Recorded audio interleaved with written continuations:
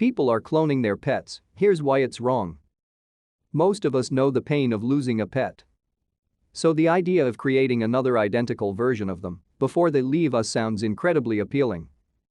Well, one company has stepped up to provide such a service, introducing Texan company ViaGen Pets, a world leader in animal cloning that has been developing cloning and reproductive technology for more than 15 years, reports the Mirror. Cloning process.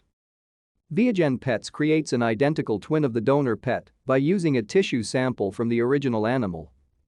The sample, taken during a biopsy, is then used to create new cell cultures with the same genetic makeup. To stay up to date with latest top stories, make sure to subscribe to this YouTube channel by clicking the button above this video. The sample is then frozen until the owner gives the green light to begin the process. Next, specialists fuse the nucleus of a donor egg with the frozen cells to produce an embryo and put it in a surrogate animal. Criticism from welfare advocates. So far, this sounds pretty good. If you can muster up the cash, it would cost up to $40,000 to clone your dog and $25,000 for a cat. But cloning technologies have been heavily criticized by animal welfare organizations such as the RSPCA. The organization states that cloning is a serious concern and highlights that your pet would have to suffer through painful and distressing scientific procedures to get cloned. Furthermore, the animal created will never be a true copy of your original pet.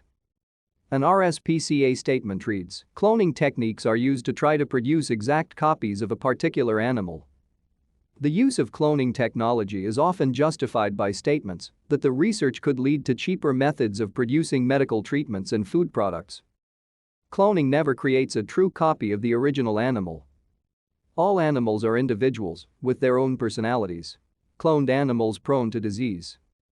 A growing number of scientific studies show that cloned animals are more prone to disease and that a large number of clones are not born fit and healthy. A 2018 report by Columbia University in New York says that the average success rate is just 20%.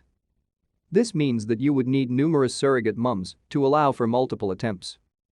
Penny Hawkins, an animal welfare expert at the Royal Society for the Prevention of Cruelty to Animals, says it can be painful and distressing for the female animals that have their eggs removed for donation and for those that are prepared for surrogate pregnancy.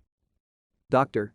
Hawkins says, "We would recommend anyone looking for a new pet to become part of their family to adopt one of the thousands of animals in rescue centers looking for their forever home.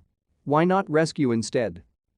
Alyssa Allen, director of the animal rights group People for the Ethical Treatment of Animals, PETA, wants people to consider getting a rescue dog instead of a clone.